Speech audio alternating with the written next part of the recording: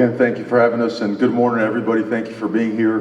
Really, I'm very grateful for the opportunity and grateful to everyone associated with the Fiesta Bowl and welcoming us, and not only providing a great experience for our people, our fans, and our team, but also providing us with the resources and the amenities to continue to prepare so that we can play our best football. So again, very appreciative and looking forward to tomorrow.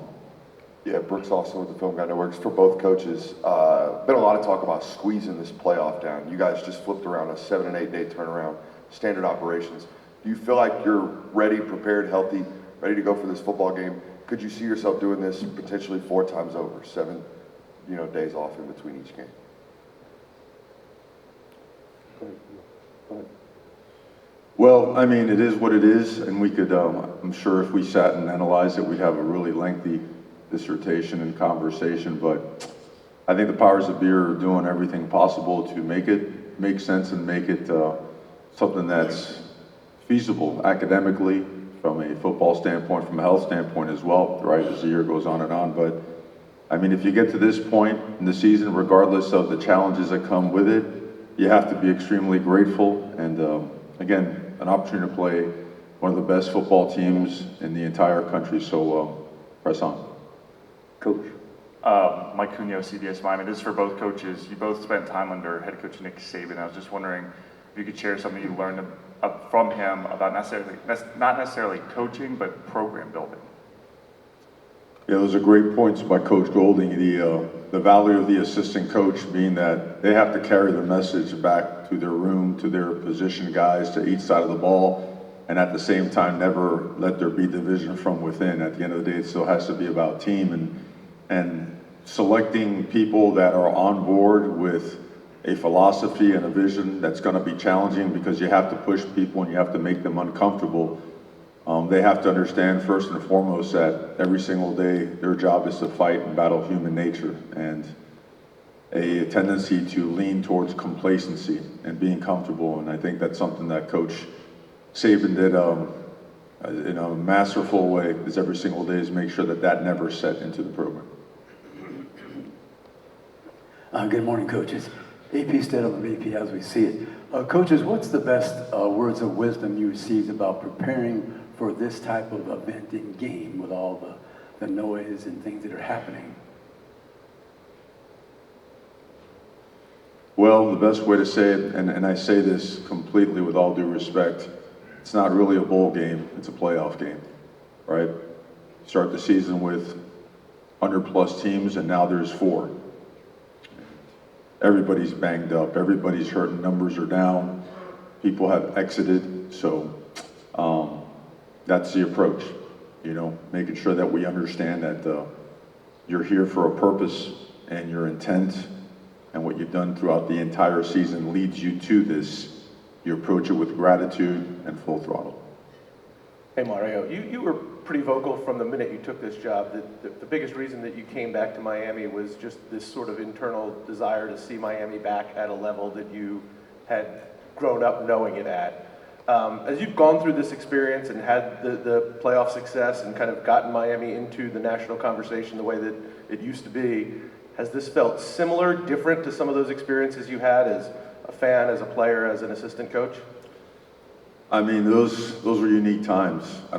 I firmly believe that those times, that era, cannot be duplicated, right? It just was a different college football landscape. But it was awesome, and I was a nobody on an unbelievable team with insanely good Hall of Fame teammates. But the experience itself was an absolute game changer for myself and my mentality. It shaped my DNA. Everything that I believe in, my entire belief system was shaped and molded by what I learned during that time. And so it's been a 20+ year journey to return and not take Miami back, but move Miami forward. But we've progressed a bunch, and we still have a ways to go. We've earned our way here, and we still have to earn, every single play that the opportunity we have tomorrow night. So I don't know how to answer that question. Not yet. I don't think those things are really assessed, analyzed, and commented on until the season's over. But are we excited and enthused about the progress? Absolutely. And do we have a ways to go? Yeah, we're not even close to where we need to be, but we're certainly excited to move forward and keep pressing on. Going on our far right over here, second row. Mackenzie Eason, University of Miami TV. Coach Cristobal, how are you preparing your D-line to attack Ole Miss's offense, specifically Trinidad Chambliss? Well, again, Coach Golding and his staff have put together arguably the most dangerous team in the country, and they haven't been stopped, they haven't been slowed down, right? And football is an all-11 game, right? Settled by the 22 guys on the field, 11 on 11. And when you play great teams that not only are from a talent standpoint are an elite level, they have elite level schemes, they have great coaches, guys that really know how to game plan you, find your weaknesses and attack them. You have to be at your very best, your communication, your ability to line up, to diagnose, react, and play fast are at a premium. So you have to prepare at your very best. Michelle Gardner, Arizona Republic. This is for Coach Cristobal. We talked to Keontae earlier, and he talked about sleeping in the facility, and obviously other guys kind of followed him. Can you kind of talk about his leadership and what that says about him as a young man, that he was able to take those two guys under his wing and kind of mentor them? Well, I can't speak enough good things about Keontae from the day he set foot on campus, and really his visit, his transparency, the way he articulated where he was at, you know, why he chose Miami. And mind you, he was a guy that I recruited when I was at the University of Oregon. So we knew each other for a long, long time, him, mom, everybody. But he has a very unique way about him. He's all about action. He's a man of action, backs up his words, but the time invested not only in his craft, but the time he invests in people and getting to know them, gaining their trust, being a guy that on a daily basis is going to approach everything like a true professional. It garners respect, right? And certainly a commanding presence about him. So, and he backs it up on the field. And he's a guy that, I love the guy. You know, I honestly think he's been one of the biggest difference makers I've ever been around in coaching, and certainly happy for his success so far. He's really excited to play tomorrow. It's a weird, wild time when you have a transfer portal open while you're trying to prepare to compete for a national championship.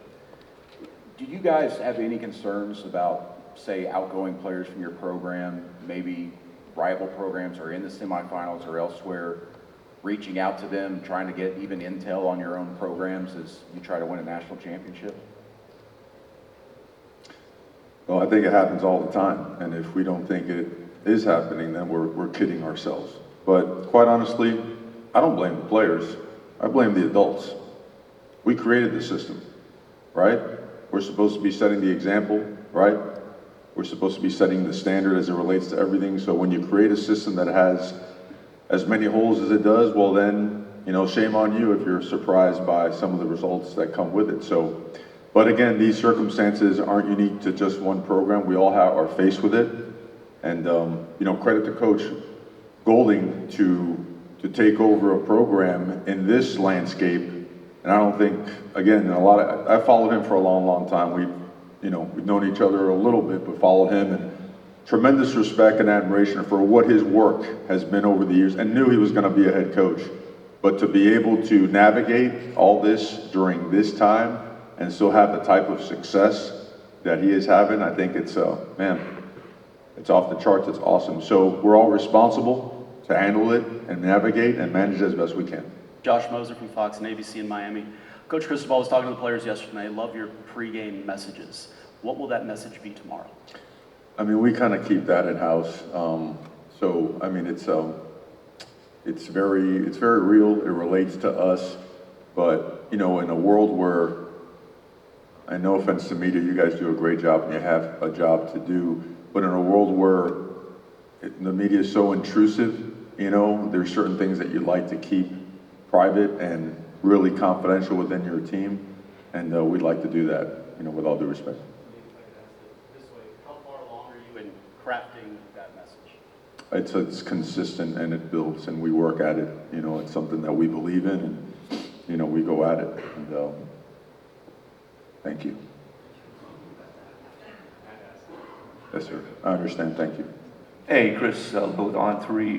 Mario, Pete, if you both could weigh in on this. One of these teams is going to win their first national title in almost 25 years since the Canes last won in 01, and in some cases, maybe the first ever. What do you think that says about the changing landscape in your sport? And do you expect to see this continue to be more the norm and not necessarily exception? What? Sure. I think it's important to address the fact that tomorrow the University of Miami and Ole Miss plays each other. The national championship is several days down the line, so I think all focus should be placed on tomorrow's game. This question's for Mario. This is Jake Garcia with 12 News in Phoenix. You mentioned how transformative of a time it was playing at Miami when you did. How did Coach Erickson's coaching philosophy influence yours today? Coach E is awesome. He actually was in town probably a little over a month ago. I mean, he imagine, Coach Jimmy Johnson leaves for the Dallas Cowboys, and you have, I remember that day vividly, entire room just waiting like, who the heck's gonna walk in here, who's gonna be our coach? And actually, Pinky, his dad walked in first, and we're like, wait a second, that's our new coach? And then Coach E walked in after that, and I think what Coach Erickson recognized right away is that he was walking into a place that had a tradition and a standard that was going to be upheld no matter what, but that he could also bring some schematic advantages that was going to make Miami even better. And right away, he got along with everybody. He had a way about him where he galvanized us at a time where, you know how it is, man. It's when you lose a coach, when you lose a head coach, you either come together or you get torn apart. And I think he did an unbelievable job, a lot like Coach has done right now, to bring everybody together. And he was demanding, and he was fun, and he let us cut it loose on game day. So forever grateful to him, my brother and I mean, he changed our lives forever. We're two local Cuban kids, two nobodies, who really, by the grace of God, and two really, really hard-working Cuban parents that didn't know much English, right? They gave us a chance, gave us an opportunity, and that's why every day that I have an opportunity to work at the University of Miami, I am grateful beyond words. So God bless Coach E. We're going to finish out. Last question, front row here. Adam Lichtenstein, South Florida Sun Sentinel. Mario, Carson talked yesterday about identity drives and like those run-heavy drives you guys have gone on several times throughout the year. Just how important are those long run-heavy drives where you're able to control the game? How important are they to control the game and also kind of boost the team's morale? I think that just moving the sticks, getting first downs, and eventually scoring, whether it's a long drive or whether it's a short one, it always builds confidence, right? It makes you believe that the plays being called, the guys executing them can actually make it happen at a high level. But again, all the teams here, these final teams are all excellent football teams, high-level personnel, high-level schemes. So we feel like we're getting better. We feel that watching film last week, there's a lot of areas that we have to improve upon. We play against a team that's the best team that we have played against thus far this season, and we're going to have to be better. We're going to have to be better to be able to get first downs, to make yards, to score points. So this is, again, a tremendous challenge, and we're excited for the opportunity.